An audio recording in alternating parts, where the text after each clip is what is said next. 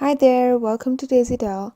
So today we're gonna see how to convert this daylight picture, which is a normal picture, into such goth picture, which is almost a nighttime picture but still has some edge to it. So if you're interested, please keep watching, and if you like it, subscribe and like this picture, okay? So let's get into this. I've just opened my Lightroom. First, I'm just gonna set my temperature to a cold temperature because night is usually like on the cold edge. Then I'm fixing the exposure because it's not very bright in the night usually. So I'm setting my contrasts, kind of checking where it will fit right. So I've just dropped it down to tone the picture down. I'm just putting the highlights down, a little bit of shadows, of course, making them darker, but giving them a little bit of edge by making them darker. And then I'm just putting whites, dropping them down, dropping the blacks down. Then I'm still contemplating on the shadows. Then I just want to put the clarity on top, that is almost gives an HDR effect. I really want to play with the vibrance here. I could actually take it really down or really high, but if I take the vibrance really high, it could pop up the flowers too much. But I'm keeping it down for now and then moving to my sliders for highlights and darks and all. So I'm obviously going to play on the darker edge.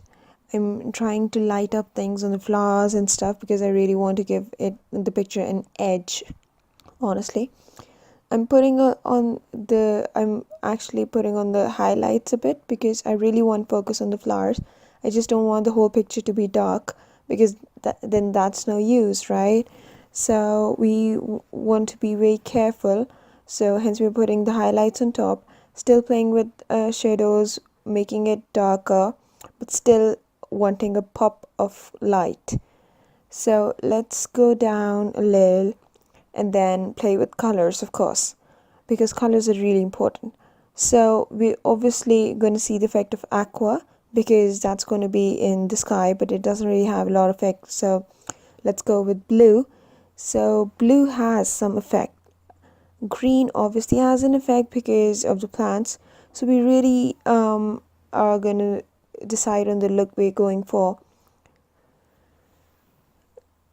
We can obviously work towards a little bit of aquas, blues, greens, and the pinks that are in the flowers, the purples, and obviously it just depends on what look we're going for. For example, if you want a goth look, you could just pop up the flowers really loudly and the greens in the leaves too. But then just leave the sky back there in hindsight and just not popping it up a lot. So yeah, it's not just one set rule for everything. I'm just checking the effects of yellow. It doesn't really have an effect on the picture, much of it, but yeah. So I'm again checking aqua, but it still doesn't have an effect. In Lightroom, you actually have an effect of even the colors when you change the hues and the colors which appear on the screen, you can actually make changes to that. So moving on to the luminance of green, of course, because you want it to be as smooth on screen as possible, on the darker side, of course, because we're going for the whole dark look. So the luminance actually is a great way to make it like very smooth on the screen. Now we're going to move to split toning, of course, so that we could pop out certain colors that we're looking for. So I'm going towards like a little bit of green, a little bit of aqua to pop up the sky.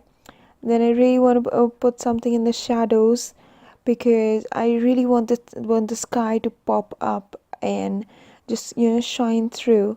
Not a very typical blue that you'd see in nighttime pictures, but something that pops up with the flowers, with everything, and goes giving a really nice goth nighttime look when you actually shine through when a little bit of light shines through the sky. So of course we're going for sharpening. This is my favorite combination, sharpening and luminance together, because that just smooths up your picture, still makes it really sharp. We're obviously going for a little bit of vignette because it's nighttime, and in the framing at the corner is like, at the corners there's darkness with the branches and all. So we're obviously going to use a lot of vignette to make it pop up. I'm just checking if the roundness affects it much or not. We could also put grain, because that's what a lot of people in Instagram and these modern photographers are using much nowadays. But I personally am not a big fan of grain. I like things in luminous, so I just left it there. So yeah, let's see if we could still do colors and maybe a little bit of orange change, but yeah, that doesn't really do much to the picture. We could still like play around with some hues if you want, some luminances, but we're just still gonna see whatever suits us, because we've basically achieved the nighttime look anyways.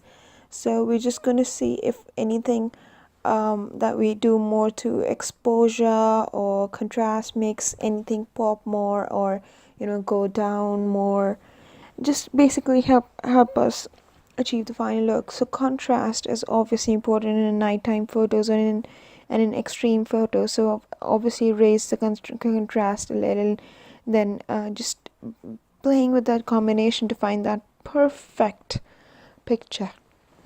So this actually looks pretty sober to me. I'm still contemplating if I should add a little bit of pink in this, but this pink, if I add too much, it just becomes really ordinary blue picture that you usually see in the nighttime. But I really like this neutral color, so I'm just gonna go for that. Still playing with a little bit of temperature. I like the aqua one. I like the yellow plain one too. So I'm still confused what I want to go for, but I'm actually really satisfied with this. So I guess this is the final thing that I'm gonna go for. So if you haven't already, subscribe to my channel, like this video, and let me know in the comments below what you like and what you did not like, and what you'd like me to do in the future for you guys. So until next time, take care. Bye bye.